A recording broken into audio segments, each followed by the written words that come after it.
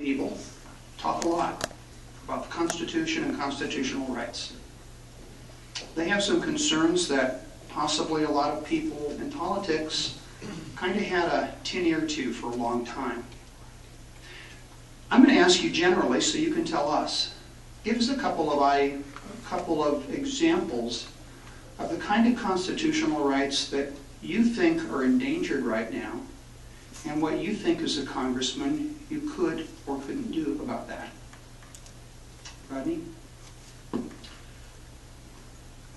If we allow Nancy Pelosi to become Speaker of the House again, Harry Reid to remain Majority Leader of the Senate, President Obama in the White House, I think all of us agree that the Second Amendment is what we have to worry about. Our right to bear arms is going to be infringed upon. We're in Illinois. We see what the Chicago Democrats have done every session to try and take our rights away from being able to do something as simple as not having our FOID cards registered.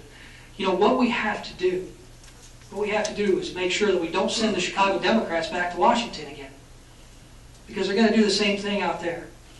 That's number one. Number two, I think of freedom of speech.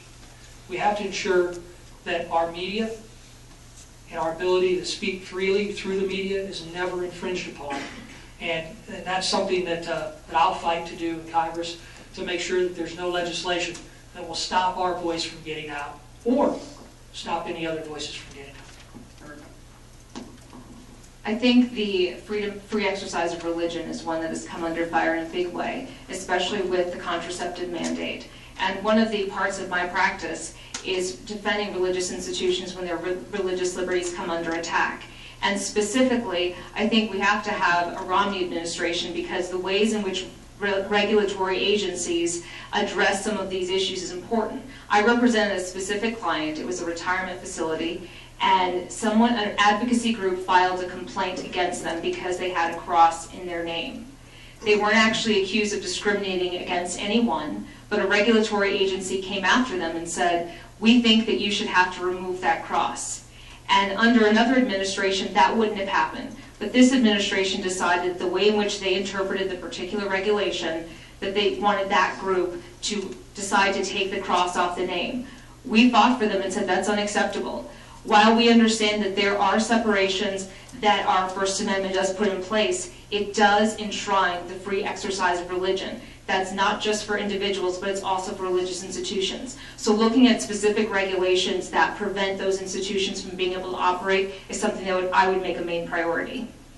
Kathy, a constitutional right that you think is endangered? Sure. I totally agree with you two as well. Second Amendment is absolutely the right to bear arms is a constitutional right. And I believe that is under attack today.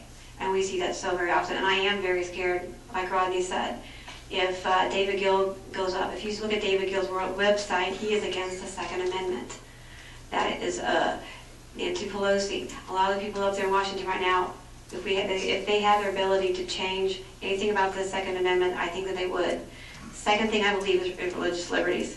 I never did tell you why I started our 912 group 3 years ago. There was this obscure newscast.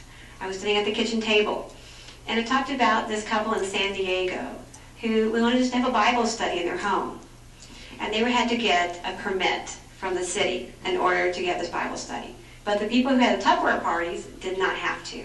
That was my, okay, I've had it enough moment.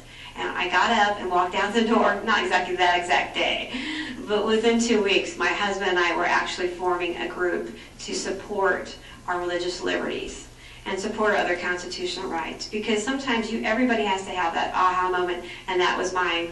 And definitely, I feel every day that our religious liberties are under attack. Thank you. A little quick on this one, because you've all three mentioned your support of the Second Amendment. Supreme Court has recently invalidated gun control, concealed carry laws in Chicago and Washington, D.C. What's your thought on concealed carry? Should the federal government regulate it? Not regulate it? Give us on the concealed carry issue. Sure. Sure. First of all, like I said earlier, I do have a concealed carry card. I've had it for several years. I believe in concealed carry. I believe you have the right to defend yourself. I believe that guns do not kill people. I believe that people, criminals, people kill people. I believe that you have to be responsible. I believe if there's that person out there that gets a gun who has a mental issue. I also worked in psychiatry for 5 years. I understand those people that may come up, but those are very few.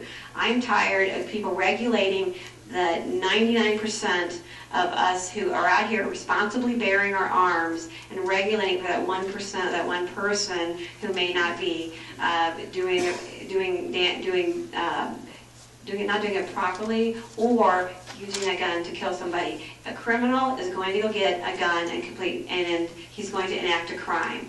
That's going to happen. And whether or not you have rules in place for that, he is not going to care. So I want the person out there who's able to have a shotgun and give it to his grandson and not have any issue with that. No taxes on our firearms. Leave us alone with the firearms. We have the right to bear arms and we should be able to do it. Eric? I support the Second Amendment and concealed carry, and I think that it's a problem that our state right now prevents that from happening, and hopefully the Supreme Court will address that in a more specific way. Rodney? Representative Barrickman, soon to be senator. You guys going to be able to pass concealed carry in the State House? I hope so. I'm a co-sponsor. You could use some more votes. Could use some new leadership there. And even if you pass it, would Pat Quinn sign it? No. That's the problem.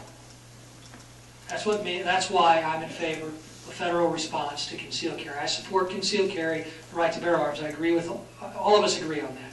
I also would support federal legislation that would allow for reciprocity for existing current concealed carry laws in other states. Okay, so that would be a federal mandate instead of just leaving it up to the states. Yes, I would support Would that. you agree also with a federal mandate on concealed carry? I think it's something that should stay with the states. And you can. I believe it should stay with the states. Thank you.